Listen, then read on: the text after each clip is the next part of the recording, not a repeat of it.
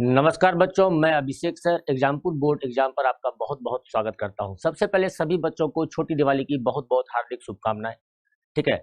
और जैसा कि मैंने कमिट किया था आप लोगों को कि मैं रिलेशन और फंक्शन के बिल्कुल आराम आराम से, देखो ये एक ऐसा चैप्टर है ना, संबंध एवं फलन, जो मैं बहुत सारे बच्चों का देखता हूँ भाई रिलेशन फंक्शन पे सर कमांड नहीं है ना, रिलेशन फंक्शन नहीं आता समझ, नॉर्मली इसको छोड़कर चले जाते हैं।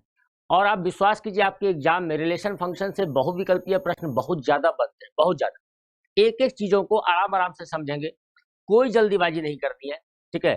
ऐसा टॉपिक है जिसको 11वीं और 12वीं दोनों क्लास में देखना है, 11th में भी देखेंगे और 12th में भी देखेंगे। ठीक है। 11th में थोड़ा सा कम पढ़ना है, 12th में ज्यादा पढ़ना है रिलेशन के बारे में, फंक्शन के बारे में, लेकिन बेस जो है आपका वो 11वीं क्लास से तैयार हो जाएगा। तो चलिए, रिलेशन यानी संबंध है। देखो ऐसा संबंध हम लोग जानते हैं, माँ बेटे का संबंध होता है, पिता पुत्र का संबंध होता है, भाई बहन का संबंध, ये सारे आपस में किसी न किसी रिलेशन में जुड़े हुए हैं, रिलेशन में बंधे हुए हैं। लेकिन इन बातों को गणित में किसी अलग तरीके से लिखना, किसी अलग प्रकार से लिखना, क्या प्रकार से लिखना, वह ऑर्डर्ड पेयर के फॉर्म में लिखना। मेरी बात को समझना, ऑर्डर्ड पेयर के फॉर्म में लिखना यानी युग्म वाले मतलब जोड़ा में लिखना, है ना। जोड़ा में लिखना जो है गणित में कैसे लिखा जाता है, इसको पेयर में यानी जोड़ा में लिखा जाता है। मेरी बात को समझिएगा, जैसे मैं दो समुच्चय यानी दो सेट्स की बात कर रहा हूं, मेरी बात को समझना। एक हमारे पास ए सेट है और दूसरा हमारा बी सेट है। बिल्कुल जल्दीबाजी नहीं करनी है, बहुत ही साधारण टॉपिक है और इसको हम लोग समझेंगे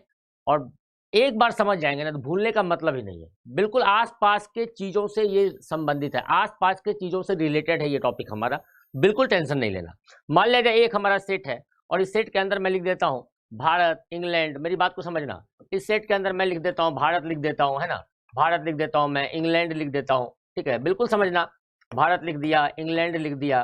ठीक है, भारत लिख दिया, इंग्लैंड लिख दिया। और कुछ देश का नाम ले लेते हैं, मान लीजिए हम लोग रूस लिख लेते हैं, फ्रांस लिख लेते हैं। ठीक है ना, रूस लिख लिया, फ्रांस लिख लिया। मेरी बात को समझना, मैं क्या समझाना चाह रहा हूँ। रूस लिख लिया, फ्रांस लिख लिया। अब बी सेट के अंदर मैं क्या करता हूँ, सेट बी के अंदर मैं क्या करता हूँ, कुछ इस तरीके से करता हूँ। मैं यहाँ लिख देता हूँ लंदन, मॉस्को, मेरी बात को समझिएगा, मैं यहाँ लिख देता हूँ लंदन, लिख देता हूँ मॉस्को, लिख देता हूँ। ठीक है, नई दिल्ली लिख देता हूँ, लंदन लिख दिया, मॉस्को लिख दिया, नई दिल्ली लिख दिया। बिल्कुल समझ जाओगे अभी मैं क्या कहना चाह रहा हूँ। नई दिल्ली लिख दिया, है ना, एक दो भारत, इंग्लैंड, रूस और फ्रांस लिए हैं, तो मॉस्को, नई दिल्ली और चलो हाँ पेरिस, पेरिस लिख लेते हैं, है ना। समझो मेरी बात को, पेरिस लिख लिया मैंने। दोनों में पहले एक चीज को समझो कि सेट ए और बी के बीच कोई रिलेशन है क्या? क्या सेट ए और बी में कोई रिलेशन, संबंध को स्थापित किया जा सकता है क्या? आप ध्यान से देखोगे, बोलोगे हाँ सर संबंध तो स्थापित किया जा सकता है। मैं पूछा क्या संबंध स्थापित किया जा सकता है? आप बोलोगे सर यहाँ भारत है और भारत की राजधानी जो है ना वो सेट बी के अंदर है, नई दिल्ली। मैं कहा हाँ बिल्कुल सही बात है, भारत की राजधानी जो है हमारी वो नई दिल्ली है ना। ऐसे ही इंग्लैंड के लिए क्या है हमारा, अरे भाई इंग्लैंड का राजधानी क्या है जानते हो ना, लंदन। तो इंग्लैंड का राजधानी यहाँ पे इंग्लैंड है सर, यहाँ पे लंदन है कहीं ना कहीं। ठीक है, ऐसे हमारे पास रूस और फ्रांस के लिए, जब मैं रूस और फ्रांस की बात कर रहा हूँ तो आप क्या बोलोगे, हाँ सर रूस के साथ भी संबंध है। किसका किसका भाई, तो रूस का क्या है, मॉस्को, आप जानते हैं, है ना, राजधानी वगैरह तो जानते होगे, फ्रांस का पेरिस। मतलब कह सकते हो कि सेट ए का कैपिटल जो है, सेट ए का कैपिटल यानी राजधानी जो है वो सेट बी के अंदर है। सेट ए का कैपिटल राजधानी जो है वो सेट बी के अंदर है। इसी को थोड़ा लिखने का तरीका चेंज कर लें, लिखने का तरीका चेंज कर लें। ठीक है, मेरी बात को समझिएगा, अगर लिखने का तरीका चेंज कर लें और दोनों को साथ लिखना स्टार्ट कर दें, भारत के साथ यहाँ लिख दिया नई दिल्ली, भारत के साथ क्या लिख दिया, नई दिल्ली, मतलब हाँ भाई भारत देश है, इसकी राजधानी क्या है, नई दिल्ली, है ना। ऐसे हम लोगों ने क्या लिखा, इंग्लैंड के साथ लिख दिया लंदन, मेरी बात को समझना। ऐसे ही रूस के साथ क्या लिख दिया, मॉस्को। ऐसे ही फ्रांस के साथ क्या लिख दिया, पेरिस। तो इसको जो लिखा गया, क्या इसके अलावा और बहुत कुछ लिखा जा सकता है? हाँ सर लिखा तो जा सकता है, मेरी बात को समझिएगा। ऐसा भी हो सकता है कि यहाँ नई दिल्ली को पहले, भारत को बाद में, है ना, मतलब राजधानी को पहले और देश को बाद में। यहाँ मैंने क्या किया, देश को पहले लिखा है और उसके कैपिटल को यानी उसके राजधानी को बाद में लिखा है। तो इसके बहुत कितने पॉसिबल हो सकते हैं ऐसे ऑर्डर, कितने संभावित ऐसे ऐसे ऑर्डर हो सकते हैं, आपको कैसे कितने जोड़े हो सकते हैं इसके बारे में सोचना होगा। तो मैं समझाया कि आपको भाई किसी भी दो चीज को, है ना, दो चीज को अगर उनके बीच कोई संबंध है तो गणित में अगर उसको ऑर्डर्ड पेयर के फॉर्म में यानी दो अवयव के बीच कॉमा लिख के डिनोट करते हैं, है ना, वो हमारा रिलेशन कहलाता है। बिल्कुल टेंशन नहीं लेना है। अब होता क्या है, मान लिया जाए यहाँ कोई बोल दे कि सर मैं भारत के साथ, मेरी बात को समझना, कोई बच्चा बोल दे कि सर मैं भारत के साथ अगर लंदन लिख दूं तो क्या होगा। मैं कहा होगा तो कुछ नहीं, लेकिन आम तौर के आम चाल की भाषा में भारत और लंदन के बीच हम लोग कोई संबंध नहीं बता पाएंगे। लेकिन यहीं पे है गणित की खूबसूरती। मैथमेटिक्स क्या बोलता है, आम चाल के भाषा में आप तो नहीं बता पाइएगा, लेकिन मैं इसको रिलेशन मानूंगा, मैं इसको रिलेशन मानूंगा। क्यों मानूंगा तो मेरी बात को समझना, क्यों मानूंगा तो मेरी बात को समझना, ध्यान से अब देखना। मान लिया जाए सेट ए हमारे पास है 1 2, बिल्कुल आराम आराम से समझना। सेट बी हमारे पास है 3 4 5, सेट बी हमारे पास है 3 4 5। आपको ए क्रॉस बी निकालने के लिए मैं बोल रहा हूं, इसका मतलब हुआ ए का रिलेशन बी के साथ। देखिए तो जितने संभावित ऑर्डर बन सकते हैं, जितने पॉसिबल ऑर्डर बन सकते हैं, सारा का सारा आप लिखोगे। यानी एक के साथ हमारा क्या आ सकता है, एक के साथ हम 3 को ले सकते हैं, एक के साथ हम 4 को ले सकते हैं, एक के साथ हम 5 को ले सकते हैं। ऐसे 2 के साथ हम लोग किसको ले सकते हैं भाई, 2 के साथ हम लोग 3 को ले सकते हैं, 2 के साथ हम लोग 4 को ले सकते हैं, 2 के साथ हम लोग 5 को ले सकते हैं। मेरी बात को समझना। ये मैंने क्या निकाला, 11वीं क्लास यहीं से स्टार्ट होता है। ये मैंने क्या 11वीं क्या 12वीं क्लास में भी आप हैं तो यहीं से आपको स्टार्ट करना है रिलेशन, चाहे 11वीं का बच्चा हो चाहे 12वीं का बच्चा हो। तो मैं आपको क्या समझाना चाह रहा हूं, मैं आपको क्या समझाना चाह रहा हूं, मैं एक रिलेशन, बात को समझना, एक रिलेशन मैंने लिख लिया, एक रिलेशन मैंने लिख लिया 1,4 2,3। बिल्कुल बात को समझना आराम आराम से। ये R1 मैंने नाम दे दिया। एक रिलेशन मैं ऐसा तैयार कर रहा हूं, मैं लिख दे रहा हूं 4,1 2,3। एक रिलेशन में ऐसा लिख रहा हूं, बिल्कुल समझ जाओगे, 5 मिनट के अंदर समझ जाओगे, टेंशन लेने वाली बात नहीं है। 1,3 2,4 2,6, ये 3 तरह का रिलेशन, सबका मैं नाम दिया। पहला वाला R1, दूसरा वाला R2, तीसरा वाला R3। मेरी बात को समझिएगा आराम आराम से।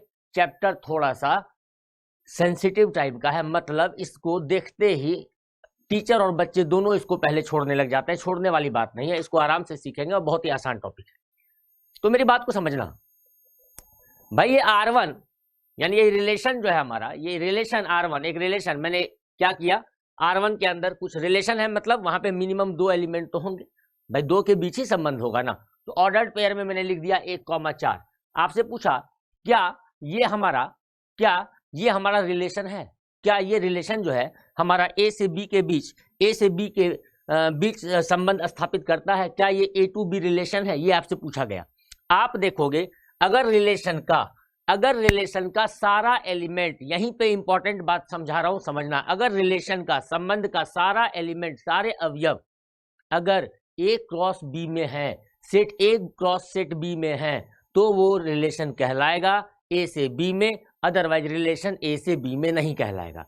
सेम बात अगर आपसे पूछा जाए क्या ये B से A में रिलेशन है, तो B से A में रिलेशन का मतलब पहले आपको B क्रॉस A निकालना पड़ेगा, और B क्रॉस निकालेंगे तो क्या B क्रॉस A है, क्या A क्रॉस B का उल्टा रिवर्स। यानी अगर A क्रॉस B 1,3 है तो B क्रॉस A क्या आ जाएगा, 3,1 पलट जाएगा। तो आपको ये देखना है कि अगर हमारा वैसे केस में कोई भी हमारे पास रिलेशन अगर दिया हुआ है, कोई भी रिलेशन दिया हुआ है, और अगर आपको वो रिलेशन A क्रॉस B में मिलता है, उसके सारे एलिमेंट A क्रॉस B में मिलता है, तो वो आपका रिलेशन A से B में कहलाएगा। अगर B क्रॉस A में मिलता है तो वो आपका B से A में कहलाएगा। इसी बात है।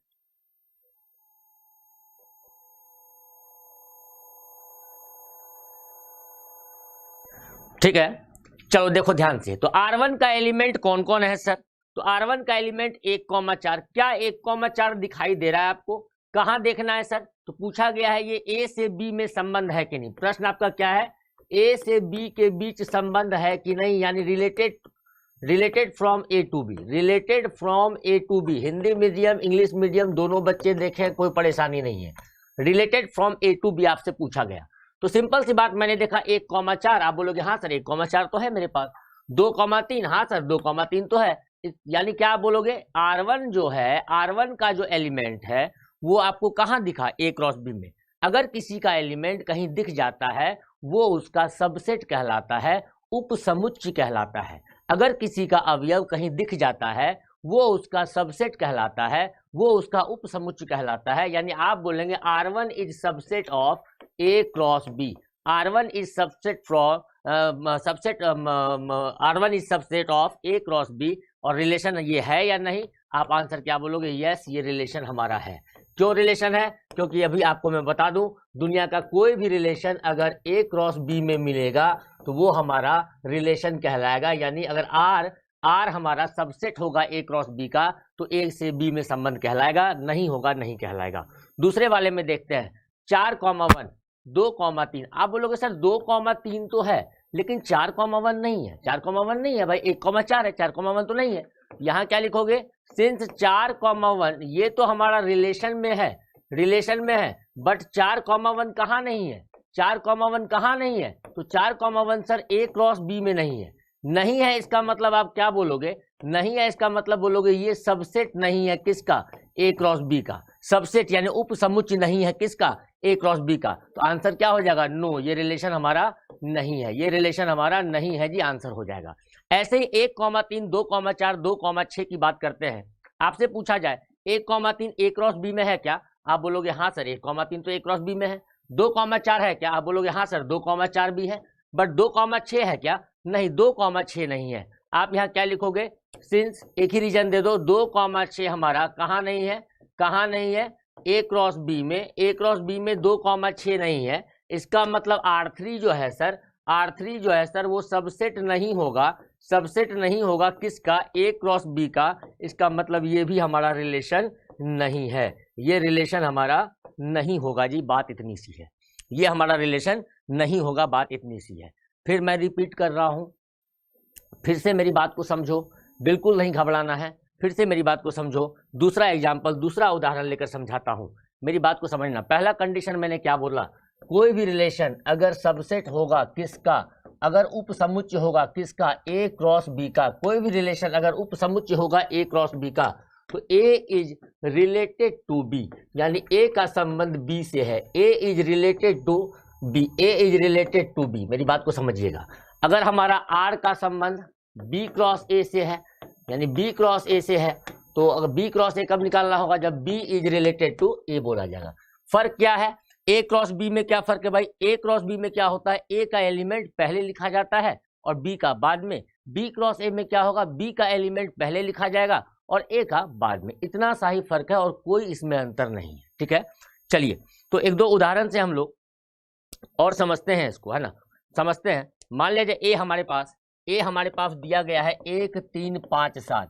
सेट A दिया गया है 1 3 5 7। आराम आराम से समझना, जल्दीबाजी की कोई जरूरत नहीं है। सेट A दिया हुआ है 1 3 5 7, 1 3 5 7 सेट A दिया हुआ है। और सेट B हमारा क्या दिया हुआ है?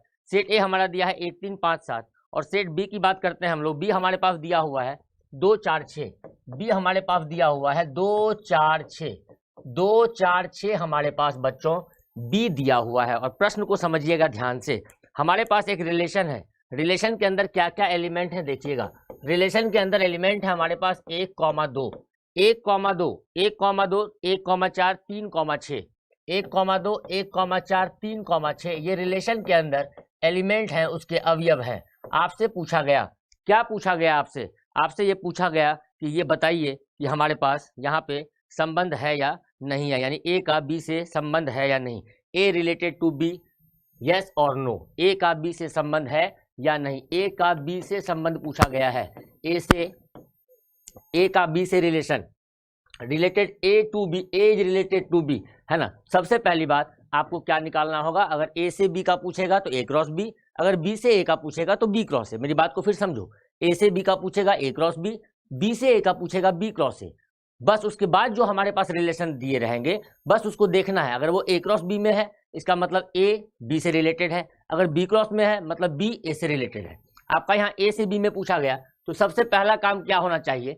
पहला काम क्या होना चाहिए भाई? पहला काम आपको फाइंड कर लेना चाहिए A क्रॉस B, या बिना फाइंड किए भी आप देख सकते हो। हाँ, रिलेशन का पहला वाला एलिमेंट है भाई A का, हाँ ये 2 का है, यानी ये A क्रॉस B में होगा। पहला वाला 1 यहाँ है, दूसरा वाला 4, यानी ये भी A क्रॉस B में होगा। पहला वाला 3 यहाँ है, हाँ जी, दूसरा वाला 6, यानी ये भी A क्रॉस B में होगा। यानी बिना A क्रॉस B निकाले भी आप यहाँ बोल सकते हो R हमारा उपसमुच्चय है किसका? A क्रॉस B का। इसका मतलब A is related to B, इसका मतलब A is related to B, A is related to B। मेरी बात को समझना, A is related to B, A हमारा बी से संबंधित है। अदरवाइज जिसको ऐसे नहीं देखना आता वो पहला काम क्या करेंगे, ए क्रॉस बी निकालेंगे। ए क्रॉस बी में मैंने क्या सिखाया आपको, ए का एलिमेंट पहले लिखना और साथ में बी का, 1 के साथ 2 को लिखा, 1 ए का है, 4 बी का है, 1 ए का है, 6 बी का है ना, बी के सारे खत्म हो गए। फिर 1 3, 3 के साथ किसको, 2 को लाया, 3 के साथ किसको लाया, 4 को लाया, 3 के साथ किसको लाएंगे भाई, 6 को लाएंगे। ऐसे ही 5 के साथ किसको लाएंगे, 2 को लाएंगे, 5 के साथ किसको लाएंगे, 4 को लाएंगे, 5 के साथ किसको लाएंगे, 6 को लाएंगे। और ऐसे ही 7 के साथ 2 को, 7 के साथ 4 को, 7 के साथ 6 को। तो मैं आपको ये समझाना चाहता हूं कि ये इतना फाइंड करने से बेटर है, इतना फाइंड करने से ज्यादा अच्छा है। डायरेक्ट आप देखिए जो रिलेशन है हमारा, अगर वो पहला वाला एलिमेंट ए का दिखता है, दूसरा वाला बी का दिखता है, इसका मतलब वो ए क्रॉस बी में है। पहला वाला ए का एलिमेंट है, दूसरा वाला बी का एलिमेंट है, मतलब ए क्रॉस बी में है। पहला वाला ए का एलिमेंट है, दूसरा वाला बी का एलिमेंट है, मतलब ए क्रॉस बी में है। और ए क्रॉस बी में है, इसका मतलब ये सबसेट है किसका, आर सबसेट है किसका, ए क्रॉस बी का। और अगर सबसेट है तो ये हमारा, अगर उपसमुच्चय है तो ये हमारा ए से बी का रिलेशन है, ए इज रिलेटेड टू बी। इतनी सी बात, आराम से लिख लो पहले इसको।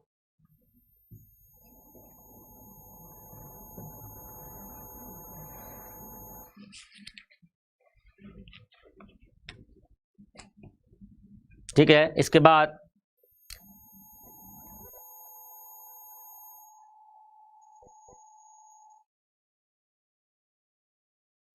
चलिए भाई, तो अब एक दो उदाहरण इसके ऊपर ले लेते हैं, तो बातें क्लियर हो जाएगी कि समझ पाए या नहीं समझ पाए।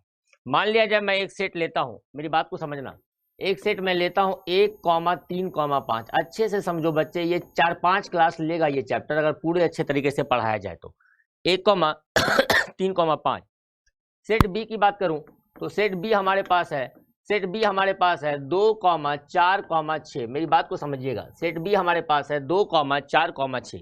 ए हमारे पास क्या लिखा है भाई, ए हमारे पास लिखा हुआ है 1,3,5 और सेट बी का एलिमेंट है 2,4,6। तो बताइए ए से बी में संबंध है क्या नहीं, ए से बी में संबंध है या नहीं, है ना। Relation from A to B, आपको बताना है ए से बी में संबंध है या नहीं, संबंध ए से बी में संबंध है या नहीं, ए से बी का संबंध बताना है आपको, ए से बी में संबंध है या नहीं। बात को समझना, कितने मेरे पास दिए हुए रिलेशन, पहला वाला रिलेशन ले लेता हूँ R1, पहला वाला ले लेता हूँ R1, दूसरे वाले का नाम दे दूंगा R2, है ना। दोनों रिलेशन में तैयार करता हूँ। पहला रिलेशन है 1 2 3 4 6 5, क्या है हमारे पास 1 2 3 4, 1 2 3 4 6 5, 1 2 3 4 6 5। दूसरा वाला रिलेशन ले लेता हूं भाई, 1 2 1 4 3 6, 1 2 1 4 3 6, 1 2 1 4 3 6। बात को समझना। तीसरा वाला रिलेशन मैं ले लेता हूं 1 4 1 6, 1 4 1 6, 1 4 1 6 और 5 4 3 2, 5 4 3 2, 5 4 3 2। और एक रिलेशन ले लेता हूं, एक बार में 4 प्रश्न को देख लेते हैं। चौथा वाला रिलेशन है हमारा, चौथा वाला है 3,6। 3,6 प्रश्न हमारा सबके लिए वही है, सबके लिए वही प्रश्न है, क्वेश्चन हमारा वही है। तो आप लोग को फटाफट जवाब देना है R1 R2 R3 R4 में ऐसा कौन कौन सा है जो ए से बी में संबंध रखता है या जिसका ए से बी में संबंध है, जो related from A to B है। फटाफट जवाब देना है 1 2 3 4 में।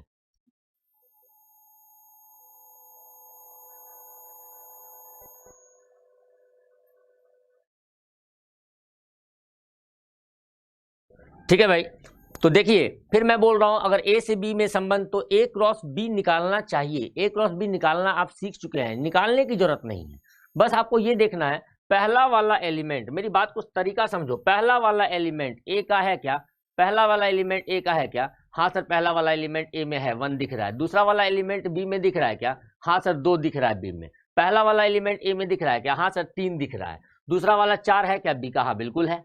पहला वाला 6 है क्या, पहला वाला 6 तो सर ए में है ही नहीं।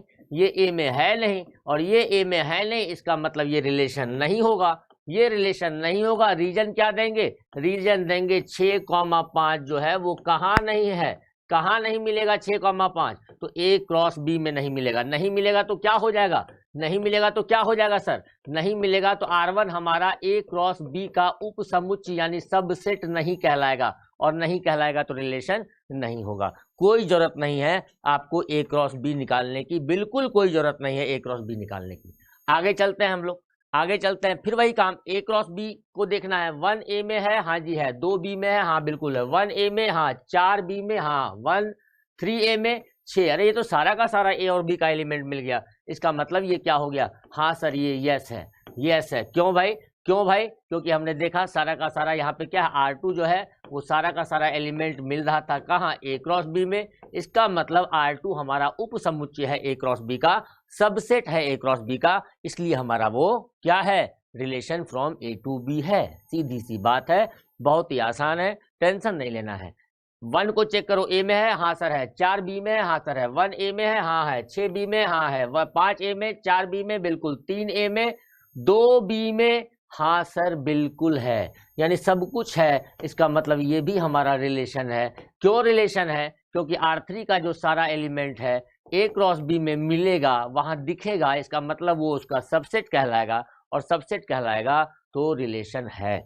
यहाँ आइए चौथे वाले पॉइंट पे, 3 ए का एलिमेंट है क्या, हाँ जी सर बिल्कुल है। 6 बी का एलिमेंट है क्या, हाँ जी बिल्कुल है। मतलब बिल्कुल है, इसका मतलब ये भी हमारा क्या कहलाएगा, हाँ सर ये है। क्यों ऐसा सर, क्योंकि R4 जो है वो सबसेट है, सबसेट है। R4 जो है वो सबसेट है किसका, ए क्रॉस बी का। क्यों सबसेट है, क्योंकि R4 का एलिमेंट जो है वो ए क्रॉस बी में मिलेगा। इतनी सी बात है। अगर R का यानी रिलेशन का एलिमेंट जो ऑर्डर्ड पेयर फॉर्म में लिखे रहते हैं, ठीक है, अगर वो हमारा जो युग्मत रूप में लिखे रहते हैं, जो जोड़े के रूप में लिखे रहते हैं रिलेशन के अंदर के एलिमेंट, अगर वो आपका ए क्रॉस बी में मिलता है तो ए का संबंध बी से है, अगर बी क्रॉस ए में मिलता है तो बी का संबंध ए से है। जैसा प्रश्न पूछा जाएगा उसका आंसर वैसा ही जवाब देंगे। अब इससे जब थोड़ा सा आगे बढ़ते हैं तो हम लोगों को डोमेन और रेंज की तरफ चलना होता है, प्रांत और परिसर की तरफ चलना होता है। बिल्कुल टेंशन नहीं लेंगे, एक प्रश्न को लेते हुए उसका डोमेन भी सीख लेंगे, रेंज भी सीख लेंगे, सारा कुछ सीख लेंगे उसका, ठीक है। मान लिया जाए सेट हमारे पास, सेट बच्चे हमारे पास ए दिया हुआ है, और ए सेट क्या दिया हुआ है, 1 2 3 4 5 6 7 8 9। सेट ए आपके पास क्या दिया हुआ है, 1 2 3 4 5 6 7 8 9। ये सेट ए दिया हुआ है 1 से लेकर 9 तक। सेट ए आपका दिया है 1 से लेकर 9 तक। और आर के बारे में, रिलेशन के बारे में, रिलेशन के बारे में इस बार थोड़ा सा घुमा के लिखने का कोशिश किया है। घुमा के लिखने का मतलब बात को सीधा सीधा ना बोलकर उसको सेट बिल्डर फॉर्म में बोला है, जो कि सेट थ्योरी में आप लोग पढ़े हैं, है ना। तो क्या है वो, नहीं पढ़े हैं तो मैं पढ़ा भी दूंगा। क्या लिखा हुआ है, बोला x, y, बोला x, y such that x belongs to a, x belongs to a, x, y such that x belongs to a, y belongs to a, y belongs to a, y belongs to a, and यानी एवं and क्या दिया है, and एवं दिया हुआ है हमारे पास।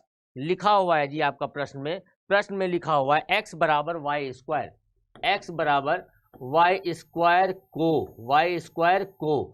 बात को समझिएगा, क्या करने की बात कर रहा है, बोल रहा है इसको पहला तो ये बोला सारणीबद्ध करें। क्या करें,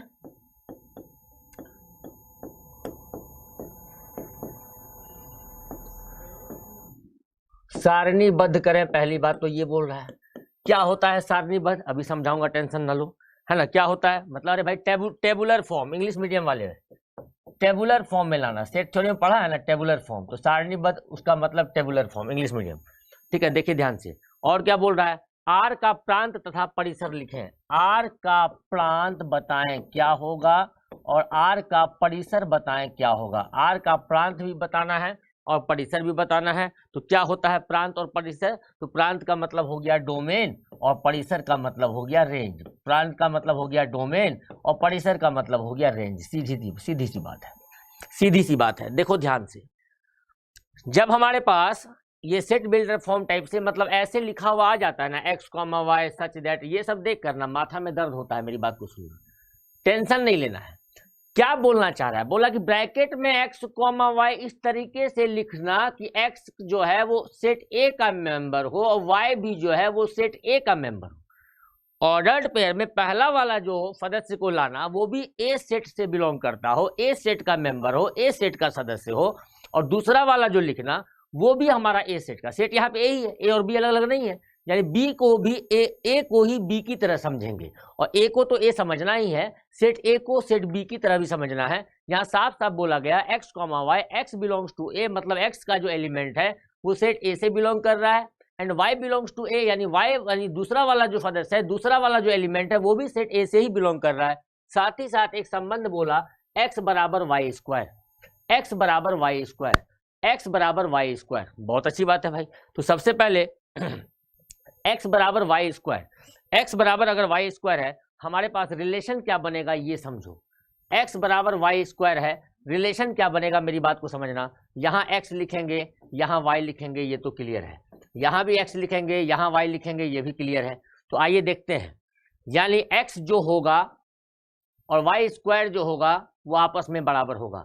x जो होगा y स्क्वायर जो होगा वो आपस में बराबर होगा। मेरी बात को समझना, x बराबर वाई स्क्वायर का मतलब y का मान क्या हो गया, रूट x।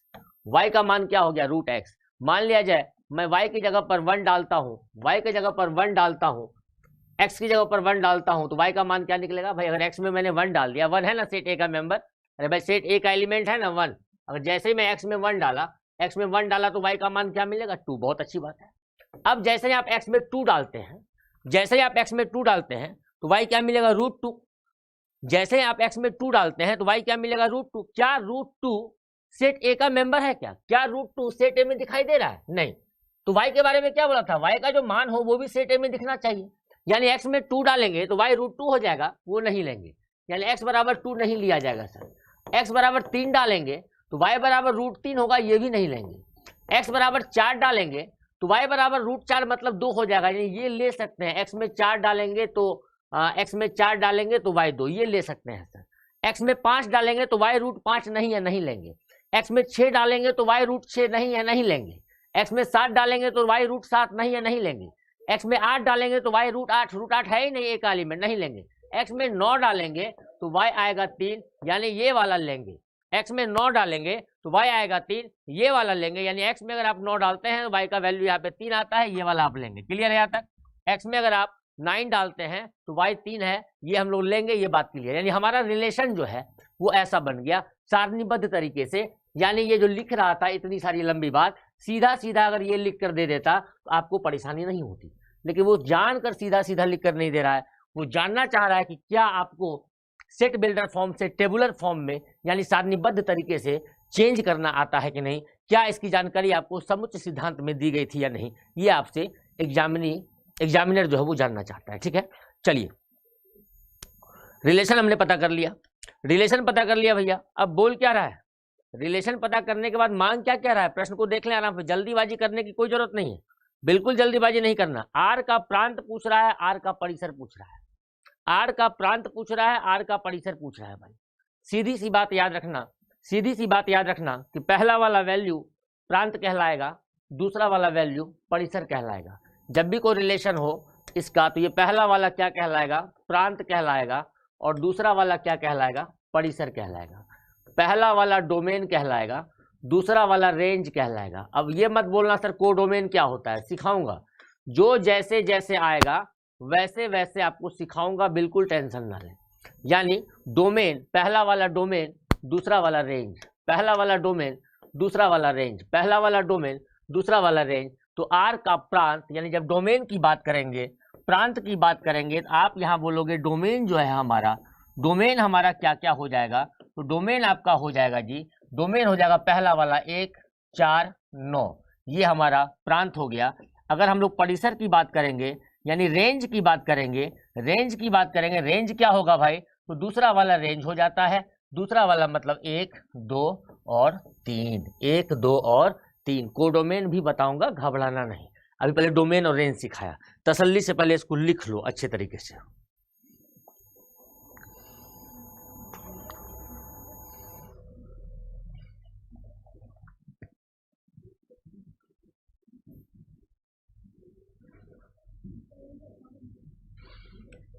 करते जाइए करते जाइए करते जाइए, फटाफट लिख लिया, समझ भी गए क्या होता है प्रांत, क्या होता है परिसर। चलिए छोटे छोटे प्रश्नों से रिलेशन टॉपिक को पहले कंप्लीट करूंगा, है ना, उसके बाद आपके हाई लेवल को भी टच करेंगे। टेंशन ना लीजिए, मैं सोचना सर ने अभी ये सिमेट्री नहीं बताया, रिफ्लेक्सिव नहीं बताया, ट्रांजिटिव नहीं बताया, इक्विवेलेंस नहीं बताया, इक्विवेलेंस क्लास नहीं बताया, सब बताऊंगा, ठीक है। लेकिन धीरे धीरे बिल्कुल बेसिक से स्टार्ट किया है। आपने ये चैप्टर कहीं पढ़ा भी है, अगर पढ़ लिया है तो इंजॉय करोगे, नहीं पढ़े हो तो सीख लोगे, ये प्रॉमिस करता हूँ। चलिए मान लिया जाए प्रश्न एग्जाम में आ गया ऐसा, बिल्कुल आसान सा प्रश्न आ गया, देखो ध्यान से, 1 नंबर में, और बोला गया समुच्चय बोला गया 1,3 1,2,3 में संबंध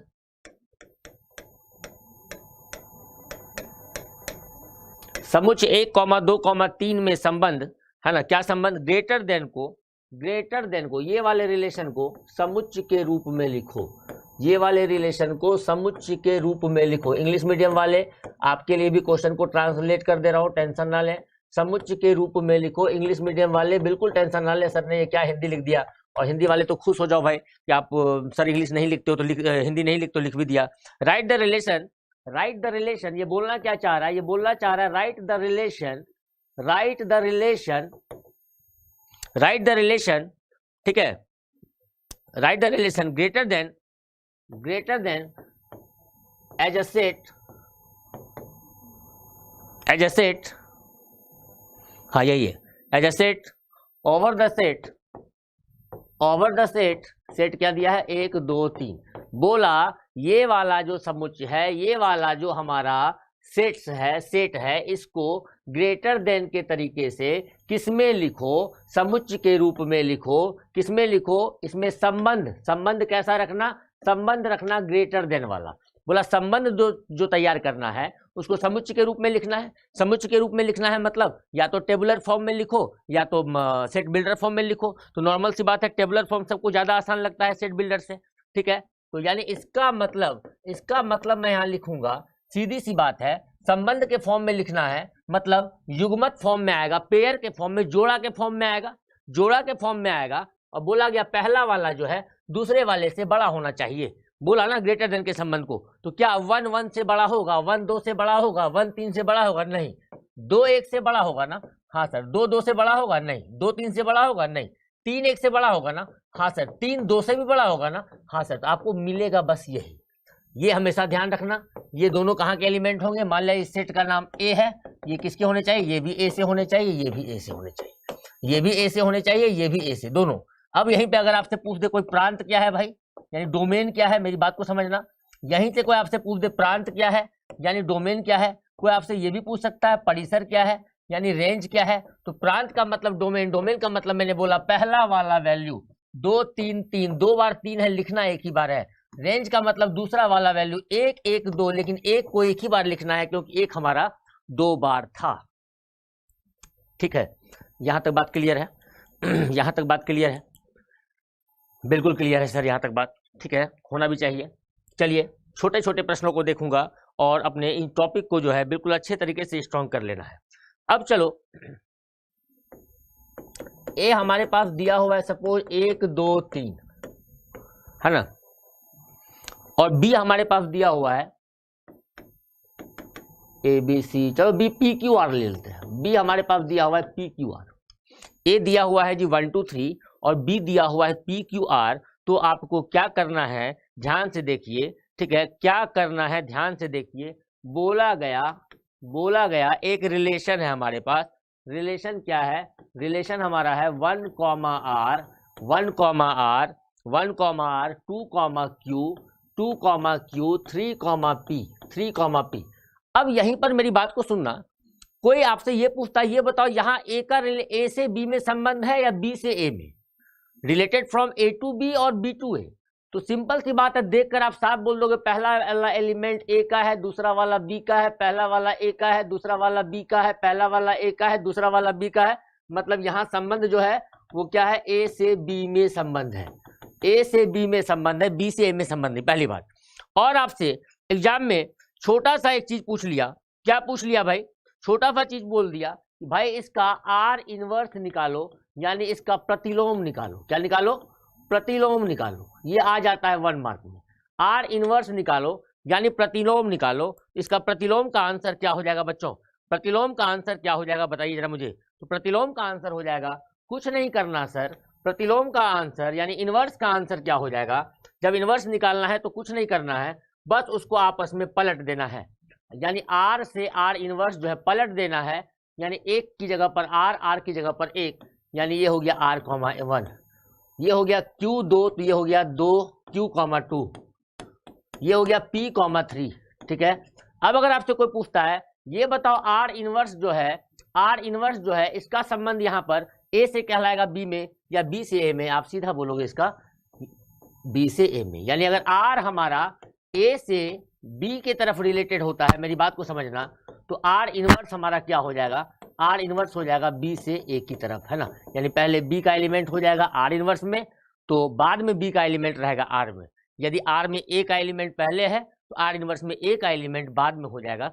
यही हम लोग इनवर्स बोलते हैं। ठीक है,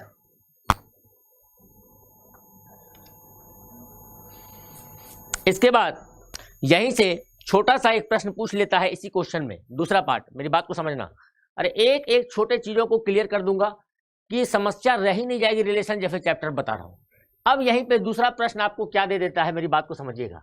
यहीं पे आपको दूसरा पार्ट दे दिया पेपर में, भाई इसका आइडेंटिटी संबंध बताओ, तत्समक रिलेशन बताओ। आइडेंटिटी रिलेशन पेपर में आपको इसी के बारे में क्या बोल दिया? बोल दिया भाई ऐसा है, write the identity relation, write the identity relation, write the identity relation, identity relation तत्समक। हिंदी वाले बच्चे तत्समक, write the identity relation. Identity relation को कहीं कहीं ऐसा भी लिखा हुआ मिलेगा आई ए से, है ना, तो घबराना मत। आई ए क्यों दिया?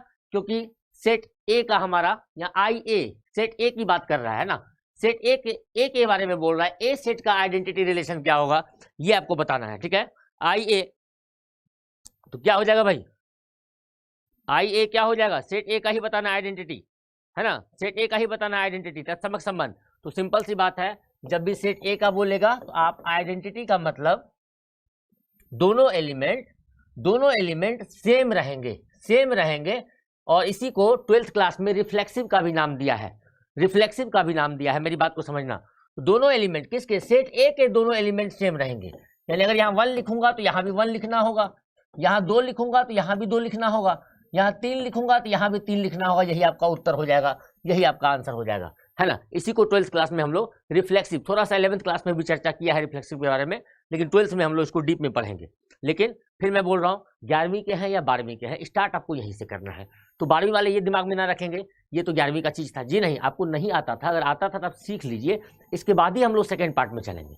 ये चैप्टर मैं इस तरीके से पढ़ाता हूँ कि 11वीं 12वीं दोनों क्लास के बच्चों का कवर हो जाए। ठीक है, हाँ 11वीं को जहाँ से नहीं पढ़ना है वहां से रोका जाएगा उनको, लेकिन अभी आपका कॉमन चल रहा है, चाहे आप 11th के हैं चाहे 12th के हैं, दोनों बच्चे इसको देख सकते हैं, मेरी बात को समझिएगा। चलिए एक और अच्छा सा प्रश्न लेंगे और इसमें कोशिश करेंगे इसके बहुत सारे टाइप को कवर करने का। एक और अच्छा सा प्रश्न लेंगे और कोशिश करेंगे उसमें बहुत सारे टाइप को कवर करने का। देखिए अगला प्रश्न क्या है हमारे पास।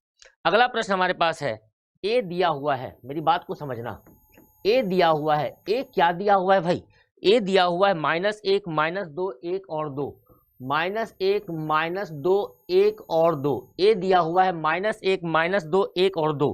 बी दिया हुआ है 1 2 3। बी क्या दिया है बच्चे? बी दिया हुआ है 1 2 3। बी हमारे पास क्या दिया हुआ है? 1 2 3। बी दिया हुआ है जी 1 2 3।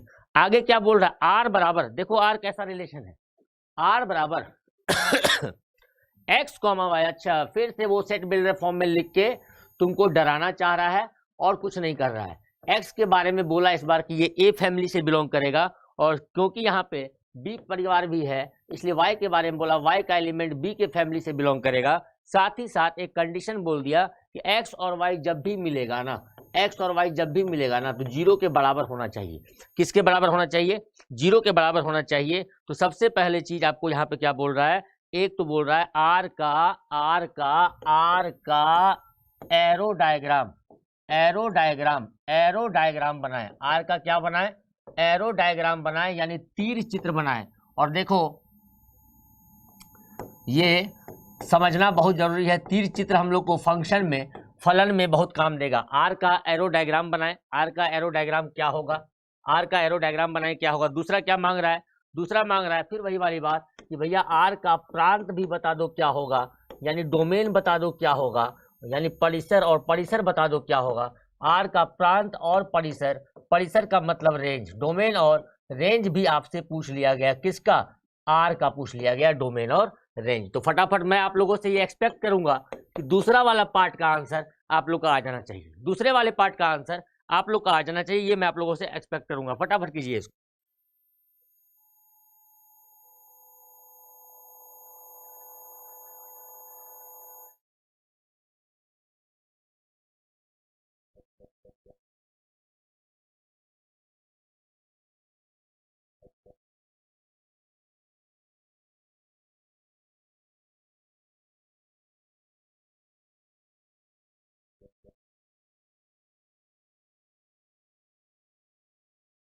Arrow diagram, domain and range, है ना। एरो डायग्राम देखो क्या है, एरो डायग्राम क्या है, देखो भाई ये हमारा तीर चित्र क्या है भाई। देखो बिल्कुल कोई विचित्र चीज नहीं है तीर चित्र। देखना तीर चित्र कैसे हम लोग निकालते हैं, तीर चित्र हम लोग कैसे करते हैं, देखिए ध्यान से।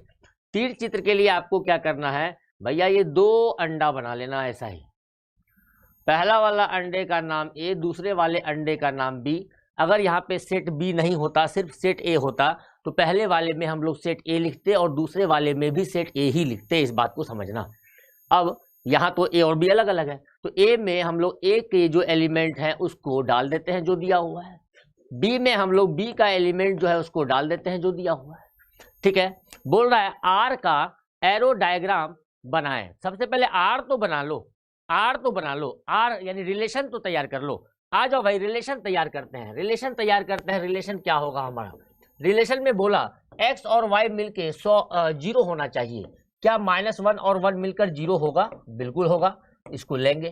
क्या -1 2 मिलके 0 होगा, नहीं होगा, नहीं लेंगे। क्या -1 3 मिलके 0 होगा, नहीं होगा। क्या -2 के साथ 1 लेंगे, नहीं सर। तो -2 के साथ किसको लेंगे, +2 को। -2 के साथ किसको लेंगे, +2 को। और कुछ मिलने वाला है क्या, और कुछ मिलने वाला है क्या भाई, और कुछ मिलने वाला है यहां पर, ये बताओ। बिल्कुल नहीं मिलने वाला है, क्योंकि इसके अलावा और कोई एलिमेंट नहीं है जिसका सम 0 होगा। यानी आर आपको चल गया पता। अब आर आपको पता चल गया, ध्यान से देखना तीर चित्र में क्या करते हैं। तीर चित्र में क्या करते हैं, पहला वाला और दूसरे वाला दोनों के साथ एरो लगा देते हैं, तीर लगा देते हैं। यानी -1 और 1 के साथ क्या लगा दिया, तीर लगा दिया, तीर लगा दिया भाई। -1 से 1 को तीर मार दिया। -2 किसको तीर मार देगा, तो -2 2 को तीर मार देगा सर, बात खत्म। क्या इसके अलावा और कोई किसी को तीर मार पाएगा, नहीं। यही है आपका तीर चित्र, यही है आपका एरो डायग्राम। ठीक है, अब बोला गया आर का प्रांत निकालें और परिसर निकालें। मैं समझा चुका हूं, पहला वाला हमारा प्रांत कहलाता है, दूसरा वाला हमारा परिसर कहलाता है। समझा चुका हूं, बिल्कुल समझा चुका हूं। यानी डोमेन यानी प्रांत, प्रांत क्या होगा, पहला वाला होगा, पहला वाला मतलब -1, -2। रेंज यानी परिसर, परिसर क्या हो जाएगा भाई, परिसर दूसरा वाला हो जाएगा, दूसरा वाला मतलब 1, 2। अब यहीं पर आपको मैं बोल देता हूं कोडोमेन क्या होगा, यहीं पे सीख लो। कोडोमेन भी मान लिया जा बोल दिया निकालने के लिए, तो लिख लीजिए नोट बना के, all elements of set B is called codomain. B के सारे एलिमेंट, बी के सारे एलिमेंट कोडोमेन कहलाते हैं। All elements of set B is called codomain. B के सारे एलिमेंट जो है वो कोडोमेन कहलाते हैं। तो बी के सारे एलिमेंट कौन है भाई, तो बी का सारा एलिमेंट है 1 2 3। ये किसके साथ तीर है नहीं है उससे मतलब नहीं है, यानी कोडोमेन क्या कहला जाएगा, बी का सारा एलिमेंट, यानी 1, 2, 3 आ जाएगा आंसर। यहीं पे एक कंफ्यूजन दूर करता हूं। सपोज यहां पर सेट बी हमारा नहीं होता, तो यहां पे क्या होता, सेट ए होता। जब एक ही सेट रहेगा तो दोनों अंडे में वही सेट का एलिमेंट रहेगा। वैसे केस में आपका कोडोमेन क्या होता, तो सेट ए का सारा एलिमेंट हो जाता। कंफ्यूजन नहीं रहना चाहिए, समझ आया, कंफ्यूजन नहीं रहना चाहिए, समझ गए, बिल्कुल क्लियर है यहां तक।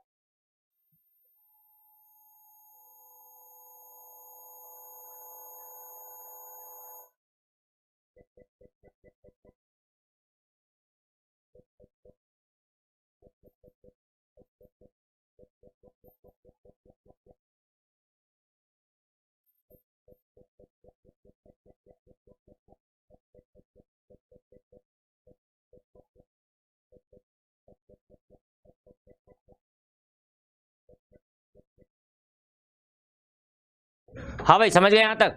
तो डोमेन भी निकाल लिया, रेंज भी निकाल लिया, एरो डायग्राम भी सीख लिया, प्रांत भी निकाल लिया, परिसर भी निकाल लिया और तीर चित्र भी सीख लिया। चलिए एक और ऐसा प्रश्न देख लेते हैं तो थोड़ा सा और मजा आ जाएगा, है ना। एक और ऐसा प्रश्न देख लेते हैं और मजा आ जाएगा और बातें क्लियर हो जाएगी। मान लिया जाए हमारे पास सेट ए दिया हुआ है बच्चों, इस बार सेट ए क्या दिया हुआ है? सेट ए दिया है -2 -1 -3 -2 -1 0 1 2 3 0 1 2 3।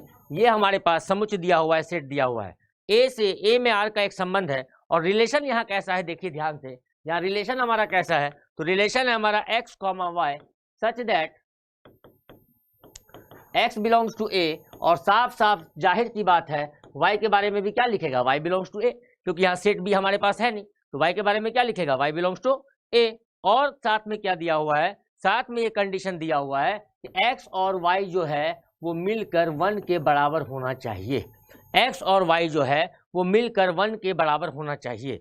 1 के बराबर 12वीं क्लास के बच्चे MCQ मल्टीपल चॉइस क्वेश्चन बहुविकल्पीय प्रश्न यहाँ से निकल के आएंगे आप लोग के लिए। इस बात को दिमाग में मत रखना, ये तो 11वीं क्लास का चीज है जी। ये टॉपिक ऐसा है जो 11वीं 12वीं के लिए, अभी पहली क्लास तो इक्वल है दोनों के लिए, दूसरी भी दोनों के लिए इक्वल है, ध्यान दीजिएगा, तीसरी भी इक्वल है। चौथी क्लास में 12वीं क्लास वाले को थोड़ा सा अलग बताऊंगा और 11वीं का तो 3 क्लास में खत्म ही हो जाएगा। देखिए ध्यान से, अब यहाँ पे क्या क्या निकालना, वही सब बात। सर इसका तीर चित्र बनाओ, फिर क्या बताओ, रेंज बताओ, फिर क्या बताओ, कोडोमेन बताओ, फिर क्या बताओ, डोमेन बताओ।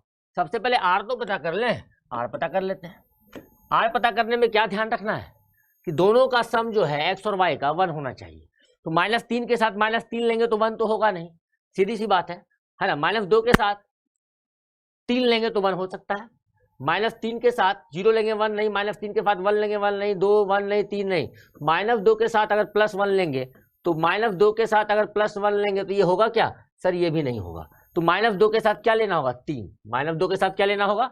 3 लेना होगा। इसी तरीके से पहले आप लोग रिलेशन तैयार कीजिए, क्या क्या रिलेशन हमारा बनेगा यहाँ पे, ठीक है। और सिंपल सी बात है, यहीं पे एक बात समझना, अगर -2 के साथ 3 लोगे तो 3 के साथ -2 भी लेंगे तो सम 1 होगा ना। बोल रहा है एक्स और वाई का 1 होना चाहिए और एक्स और वाई दोनों किसका एलिमेंट है? सेट ए का एलिमेंट है। -2, 3 लिया तो 3, -2 तुरंत ले लेना, हाथ के हाथ ले लेना। ऐसे ही -1, 2 लोगे, -1, 2 लोगे तो 2, -1 आपको लेना ही है तुरंत फटाफट। -1, 2 लिया तो 2, -1 ले लिया, ठीक है भाई। और क्या लेंगे? 0, 1 लेंगे तो 1, 0 भी लेंगे, 0, 1 लेंगे तो 1, 0 भी लेंगे। इसके अलावा आप देख लो कोई एलिमेंट आपको लग रहा है ऐसा होगा? बिल्कुल नहीं होगा सर। टोटल हमारे पास रिलेशन में 2, 2, 4, 2, 6 एलिमेंट ही मिलेंगे।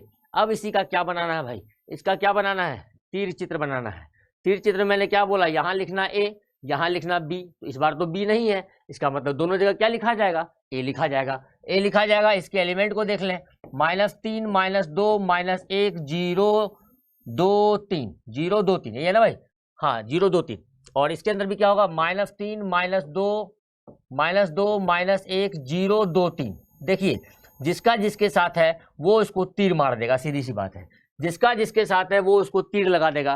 तो -2 का 3 के साथ, -2 का 3 के साथ ये लगा दो भाई यहाँ पे एरो, है ना। इसके बाद 3 का -2 के साथ, 3 का -2 के साथ ये लगा दो भाई यहाँ एरो, है ना, तीर लगा दो। -1 का 2 के साथ, -1 का 2 के साथ ये लगाया यहाँ पे एरो। 2 का -1 के साथ, 2 का -1 के साथ, सॉरी गड़बड़ हो गया भाई, 2 का -1 के साथ ये यहाँ रहा, है ना, ये यहाँ रहा। समझ जाना बात को, ये हटा दे रहा हूँ उसको, रुको।